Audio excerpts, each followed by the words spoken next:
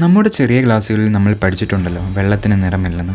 പക്ഷേ എന്നിരുന്നാലും മാപ്പിലും ഫോട്ടോകളിലുമൊക്കെ അവയ്ക്ക് നീല നിറമാണ്. അതിനുത്തരം നമ്മുടെ ടീച്ചർമാർ പറഞ്ഞു തന്നത് ആകാശത്തിന് നീല നിറമായതുകൊണ്ട് അത് റിഫ്ലക്റ്റ് ചെയ്ത് നദികൾക്കും കടലിനും നീല നിറം നമുക്ക് തോന്നുന്നതാണെന്നാണല്ലോ. എന്നാൽ നമ്മുടെ ഈ ഭൂമി എന്നും എക്കാലത്തും ഒരു നിഗൂഢതയാണെന്ന് തെളിയിച്ചുകൊണ്ടാണ് ഓസ്ട്രേലിയയിൽ ഈ ഒരു പിങ്ക് നിറത്തിലുള്ള ലേക്ക് ഹില്ലർ തടാകമുള്ളത്. നമ്മളിൽ പലർക്കും ഇതിനെക്കുറിച്ച് കേട്ടുകേൾവി പോലും ഇല്ലായിരിക്കും. എന്നാൽ ഇങ്ങനെ ലോകത്തെ ഞെട്ടിക്കുന്ന ഒരു തടാകമുണ്ട്. ഏതാണ്ട് 600 മീറ്റർ നീളമുള്ളതും പലതരം മീനുകളും ഉള്ളതല്ല ഇതിനെ അതിശയിപ്പിക്കുന്നത്. പകരം അതിൻ്റെ പിങ്ക് നിറം തന്നെയാണ്. പസഫിക് ഓഷ്യനുമായി അടുത്ത് കിടക്കുന്ന ഈ തടാകം ഇന്നും ഒരു നിഗൂഢതയാണ്. ഇതിനെ രണ്ടിനെയും ഒന്ന് മുകളിൽ നിന്ന് നോക്കിയാൽ നിങ്ങൾക്കതിൻ്റെ ഭംഗി മനസ്സിലാകും. നീല നിറത്തിലുള്ള കടലും പിങ്ക് നിറത്തിലുള്ള തടാകവും. ഇനി ഇതിലെ രസകരമായ കാര്യത്തിലേക്ക് വരാം. 1802 മാത്യു ഹില്ലർ എന്നൊരു നാവികനാണ് ഈ തടാകം ആദ്യമായി കാണുന്നത്. അദ്ദേഹം അന്ന് തന്നെ അത് പരിശോധിക്കാനായി ആ വെള്ളം എടുത്തുകൊണ്ട് പോയി. പക്ഷേ നിർഭാഗ്യമെന്ന് പറയട്ടെ, ഇന്നും ഇതിൻ്റെ പിന്നിലെ ചുരുളഴിഞ്ഞിട്ടില്ല.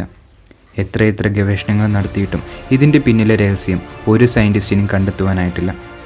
അവർ പറയുന്നത് ഡുനാലിയേല സാലിന എന്നൊരു ആൽഗയുടെ പ്രവർത്തനം മൂലമാണ് ഇങ്ങനെ സംഭവിക്കുന്നതെന്നാണ്.